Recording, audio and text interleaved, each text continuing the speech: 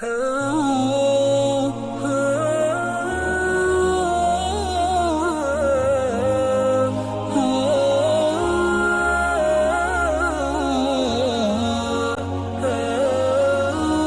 چاندی لے لیتے تھے اور بدلے میں پھر اسے بھی قتل کر دیتے تھے، مال بھی لے لیا اور قتل بھی کر دیا۔ یہ ہے اسراف فی القتل، اس سے بھی منع کیا جاتا تھا۔ اللہ تعالیٰ فرماتے انہو کان منصورا، جسے زبردستی قتل کر دیا گیا وہ تو مدد کیا ہوا ہے، یا اس کا وارث تو مدد کیا ہوا ہے۔ بات یہ ہے، حدیث میں لکھا ہے کہ نبی کریم صلی اللہ علیہ وسلم نے فرمایا جس آدمی کو زبردستی قہرن جبرن قتل کر دیا گیا، ظلمن قتل کر دیا گیا، قیامت کے دن وہ آدمی قاتل کا گریبان پکڑ کر یا اس کے سر کے بال پکڑ کر اللہ کے سامنے اسے لے کر آئے گا اور اللہ تعالیٰ سے کہے گا اللہ اس سے پوچھے اس نے مجھے کیوں قتل کیا۔ قیامت کے دن نبی کریم صلی اللہ علیہ وسلم نے فرمایا ہے کہ قتل کرنے کا گناہ اتنا بڑا گناہ ہے، اتنا بڑا گناہ ہے قتل کرنے کا گناہ کہ سارے گناہ معاف ہو جاتے ہیں، یہ گناہ معاف نہیں ہوتا ہے، اتنا بڑا گناہ ہے۔ اس وجہ سے کہ ایک آدمی کی جان لینے کا اختیار تو اللہ نے کسی کو دیا ہی نہیں ہے، پھر کوئی کسی کی جان لے لیتا ہے تو بہت سخت گناہ ہے، سخت باز پرس ہے۔ اللہ سب کی حفاظت فرمائے۔ فرمایا آگے وَلَا تَقْرَبُوا مَالَ الْيَتِيمِ إِلَّا بِالَّتِي هِيَ أَحْسَنُ حَتَّى يَبْلُغَ أَشُدَّهُ۔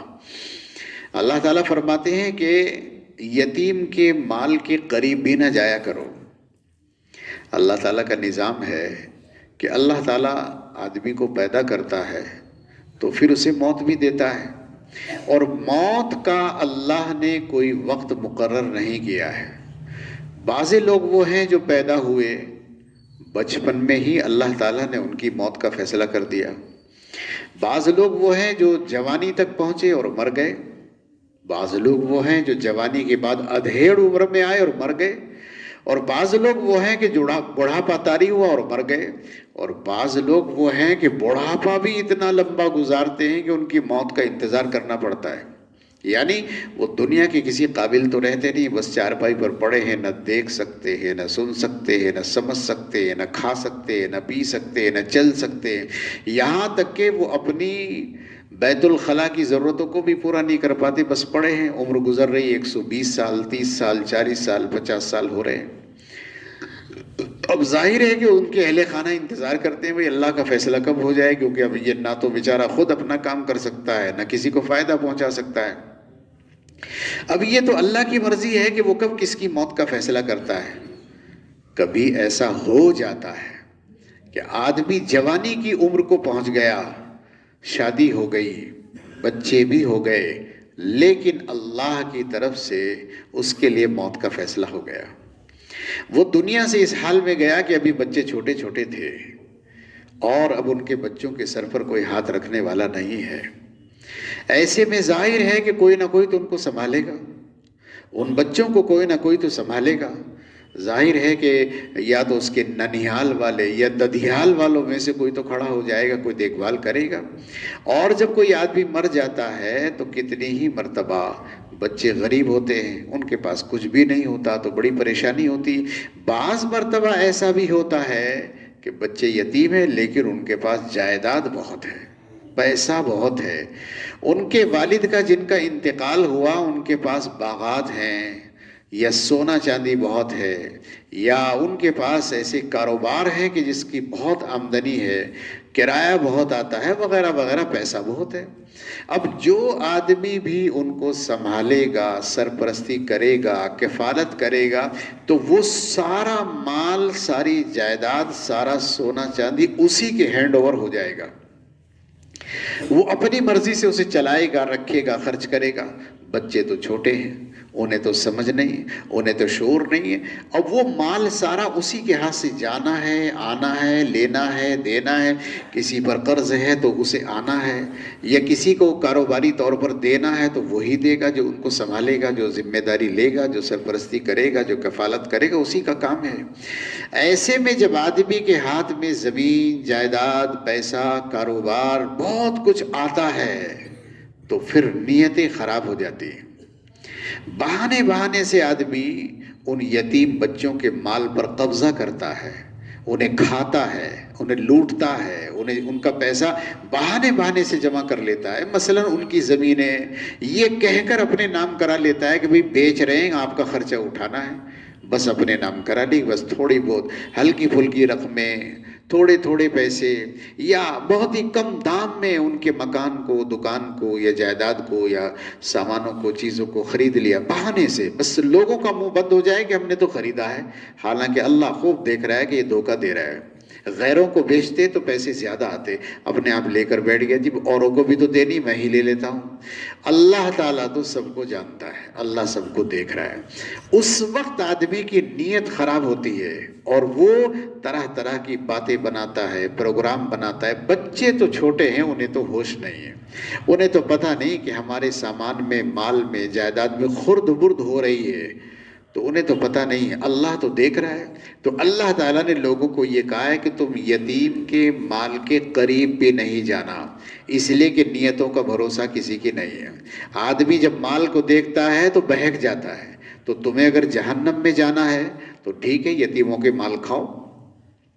قرآن کریم میں ایک جگہ ذکر کیا گیا ہے اس بات کا کہ جو لوگ یتیموں کا مال کھاتے ہیں وہ اپنے پیٹوں میں آگ بھر رہے ہیں، آگ، کیونکہ وہ مال ہضم تو نہیں ہوگا۔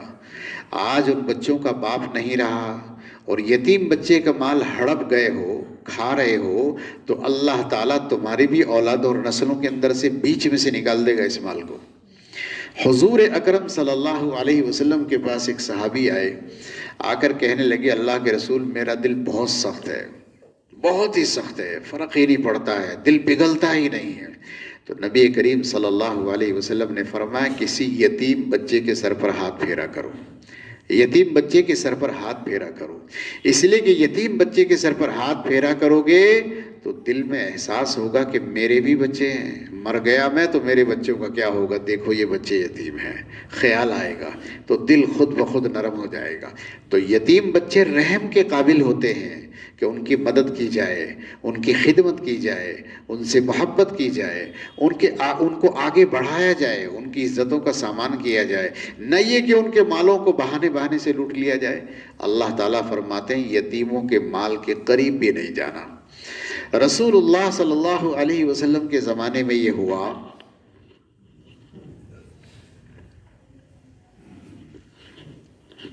کہ اللہ تعالیٰ نے یتیموں کے مال استعمال کرنے والے لوگوں کے لیے بڑی سختی کے احکامات نازل فرما دیجئے کہ یتیموں کا مال نہیں کھانا، یتیموں کے مال کے قریب نہیں جانا۔ تو صحابہ کے پاس بھی بہت سارے یتیم بچے تھے، اس لیے کہ مسلمان اس زمانے میں وہ اللہ کے راستے میں جاتے تھے اور شہید ہو جاتے تھے، اللہ کے راستے میں جاتے تھے اور شہید ہو جاتے تھے، تو بچے یتیم ہو جاتے تھے، تو وہ ایمان والے لوگ ہی، وہی صحابہ ان کی سرپرستی کرتے تھے، تو اس وقت یہ سارے مسائل پیش آتے تھے۔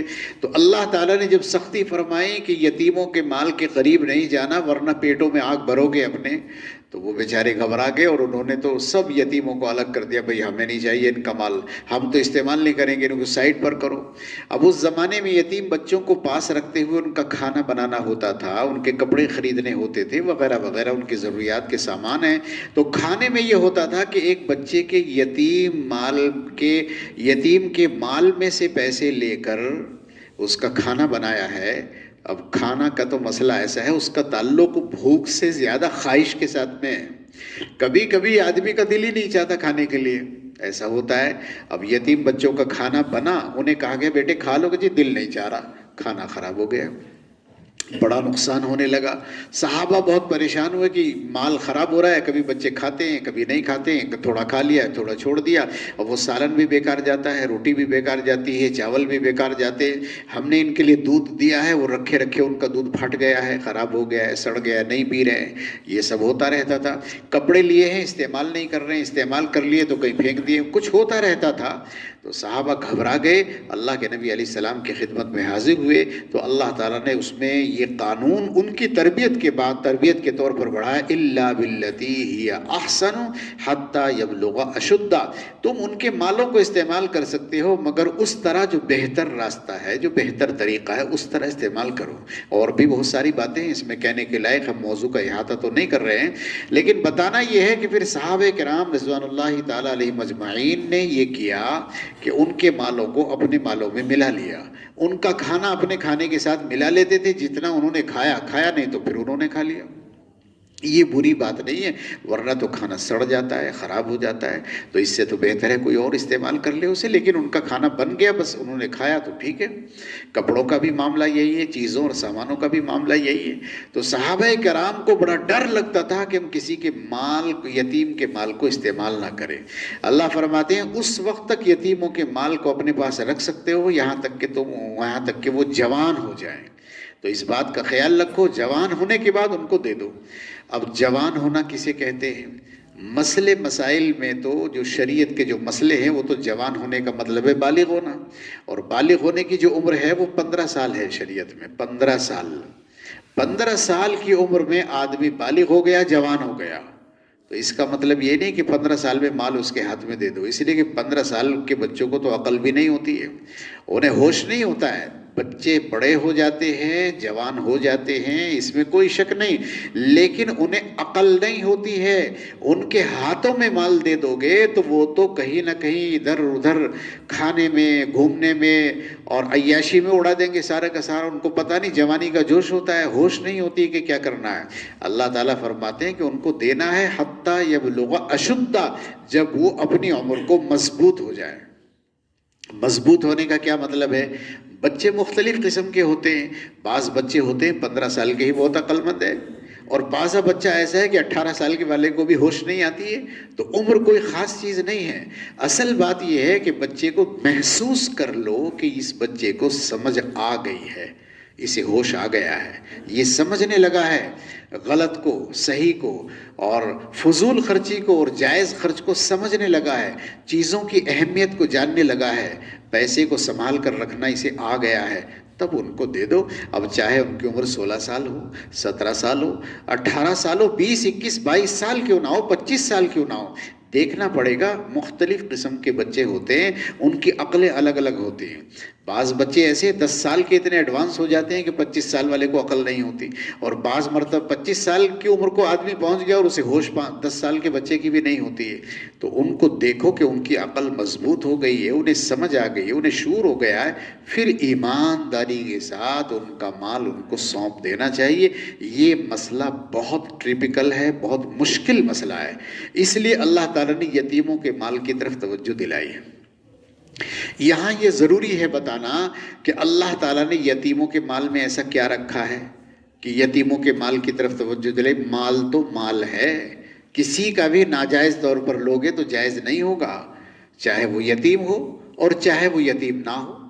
یعنی کوئی آدمی کسی عورت کا، کسی مرد کا، کسی بچے کا، کسی اپنے کا، کسی کے پرائے کا مال ہضم کر لے، دبا لے، چھین لے، مار لے، تو اس کی اجازت تو کسی کو بھی نہیں ہے۔ اس میں کیا یتیم بچے کی خاص بات ہے؟ لیکن بات خاص ہے، بات خاص ہے۔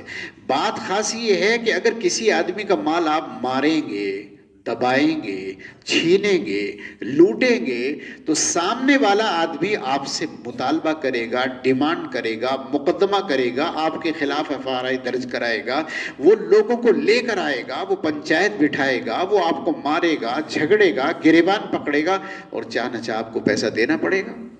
اس لیے ان کا تو ذکر نہیں کیا، کیونکہ وہ تو خود وصول کر لیں گے آپ سے۔ یتیم بچے ہیں، انہیں تو پتہ ہی نہیں کہ ہمارا مال ہے، اس لیے اللہ تعالیٰ نے یتیم بچوں کا ذکر کیا کہ وہاں کوئی مطالبہ کرنے والا نہیں ہے، کوئی کہنے والا نہیں ہے، کوئی سمجھانے والا نہیں ہے، کوئی روکنے والا نہیں ہے۔ اس لیے اللہ تعالیٰ نے اس آیت میں یتیم بچوں کا ذکر کیا ہے کہ تمہیں کوئی کہنے والا نہیں ہے، اللہ دیکھ رہا ہے تمہیں، اس لیے اللہ کہہ رہا ہے بہتر طریقے سے کرنا اور کسی کو نقصان نہیں دینا، کسی کو تکلیف نہیں دینا، کسی کے مال کو ہضم نہیں کرنا. جو کرنا ہے ان کے حق میں بہترائی کے فیصلے کرنا تاکہ بچوں کا مال ضائع نہ ہو جائے، ختم نہ ہو جائے. یہ تمہاری ذمہ داری ہے، یہ ہے اصل مسئلہ. ورنہ تو صاحب مال تو مال ہے، کسی کا بھی دبائیں گے، لوٹیں گے، رکھیں گے تو سب کا ایک ہی مسئلہ ہے. لیکن چونکہ وہاں مطالبہ ہے، ڈیمانڈ ہے، مقدمہ ہے، مخالفت ہے، کہنا سننا ہے، یتیم بچوں میں کون جانے کیا آپ نے کھایا، کیا رکھا، کیا آپ نے دبایا، وہ تو اللہ بھی کو معلوم ہے. اس لیے اللہ تعالیٰ نے انسانوں کو اس طرح متوجہ کیا ہے. آگے فرمایا اللہ پاک نے وَأَوْفُوا بِالْعَهْدِ، اللہ تعالیٰ فرماتے ہیں وَأَوْفُوا بِالْعَهْدِ، اور اپنے عہد کو پورا کیا کرو. إِنَّ الْعَهْدَ كَانَ مَسْئُولًا، اور یقیناً عہد کے بارے میں بھی پوچھا جائے گا، سوال کیا جائے گا. عہد کیا چیز ہے؟ عہد کا مطلب ہوتا ہے دو لوگ، دو جماعتیں، دو ملک آپس میں مل کر کسی چیز کا پیکٹ کریں، معاہدہ کریں، کوئی چیز طے کر لیں، بس اسے پورا کرنا ضروری ہوتا ہے. مثال کے طور پر ایک آدمی نے دوسرے کے ساتھ کاروباری سسٹم قائم کر لیا، پارٹنرشپ کر لی ہے، ایک عہد ہے، یہ ایک وعدہ ہو گیا ہے. اب ایک آدمی دوسرے آدمی کو دھوکہ نہیں دے سکتا. ایسے ہی کسی آدمی نے کسی سے کوئی زمین خریدنی ہے، طے ہو گئی یہ بات کہ بھئی یہ زمین ہم آپ کو دے رہے ہیں، اتنے پیسے آپ ہمیں دے دیجیے، تو پھر آپ یہ زمین کسی اور کو نہیں بیچ سکتے. آپ اپنے سودے کو چھوڑ کر بھاگ نہیں سکتے جب طے ہو گیا. یہ وعدہ ہے، یہ عہد ہے، طے ہو گیا ہے. اب یہ جو عہد ہے جس کا ذکر یہاں کیا جا رہا ہے، دنیا کے سارے عہد اس میں داخل، اس وجہ سے کہ بندے کا ایک عہد اللہ کے ساتھ ہے، اور وہ یہ ہے کہ اللہ ہی ہمارا خالق ہے، وہی مالک ہے، وہی زندگی دیتا ہے، وہی موت دیتا ہے. ہم یہ بات کسی کے بارے میں بھی تسلیم نہیں کرتے سوائے اللہ کے. اللہ ہی زندگی دیتا ہے، اللہ ہی موت دیتا ہے، وہی ہمارا مالک ہے، وہی ہمارا خالق ہے. ہم اسی کی عبادت کرتے ہیں، اس کے سوا کوئی بھی عبادت کے لائق نہیں ہے. یہ بندے کا اللہ کے ساتھ عہد ہے. قرآن کریم میں اس کا ذکر ہے. پہلے پارے میں اللہ تعالی نے سارے انسانوں کو ایک بار پیدا کیا تھا اور ان سے وعدہ لیا تھا اور یہ کہا تھا کہ کیا میں تمہارا الست بربکم، کیا میں تمہارا رب نہیں ہوں؟ سب نے کہا تھا بلا، ہاں آپ ہی ہمارے رب ہیں. اللہ تعالیٰ نے وہ وعدہ وہاں لیا تھا جب ایک بار پہلے سب کو پیدا کیا تھا. لوگ تو بھول گئے، کسی کو یاد نہیں. تو اللہ تعالیٰ نے نبیوں کے ذریعے سے، کتابوں کے ذریعے سے اللہ تعالیٰ نے لوگوں کو یاد دلوایا ہے کہ میرا تمہارا معاہدہ ہے کہ تم میری مخلوق ہو، میں تمہارا خالق ہوں. تم میرے غلام ہو، میں تمہارا مالک ہوں. اس لیے مالک کی عبادت کرو، اور زیادہ ہم نفع دیں گے تمہیں، اور فائدہ پہنچائیں گے. ناشکری ناقدری کرو گے تو پھر سزا بھی بہت سخت ہے ہماری. یہ اللہ تعالیٰ نے کتابوں کے ذریعے، نبیوں کے ذریعے لوگوں کو یاد دلایا. اس عہد کے بارے میں بھی قیامت کے دن اللہ پوچھے گا. ایک عہد بندوں کے اندر ہوتا ہے جس کی مثالیں میں نے ذکر کر دی ہیں کہ وہ وعدے، وہ عہد لینے کے، دینے کے، خریدنے کے، بیچنے کے، آنے کے، جانے کے، کوئی بھی وعدہ ہو، وعدہ ہے، اسے پورا کرنا ضروری ہے. یہاں تک کہ بچوں کے رشتے کیے جاتے ہیں جسے ہم سگائی کرنا کہتے ہیں. جب سگائی ہوتی ہے تو سگائی کا مطلب یہ ہوتا ہے کہ یہ بیٹی ہماری ہو گئی یا یہ بیٹا ہمارا ہو گیا. آج کے بعد آپ اس کا رشتہ کہیں نہیں بھیجیں گے. کوئی رشتہ بھیجے گا تو آپ اسے منع کر دیں گے، بھائی اس کا تو رشتہ ہو گیا. اب یہ معاہدہ ہو گیا، یہ پیکٹ ہو گیا. اپنی مرضی سے بغیر بتائے آپ کہیں اور رشتہ نہیں کر سکتے کیونکہ طے ہو گیا ہے. یہ بھی معاہدہ ہے. نکاح ہو گیا، یہ بھی معاہدہ ہے، یہ بھی عہد ہے. اب یہ فلاں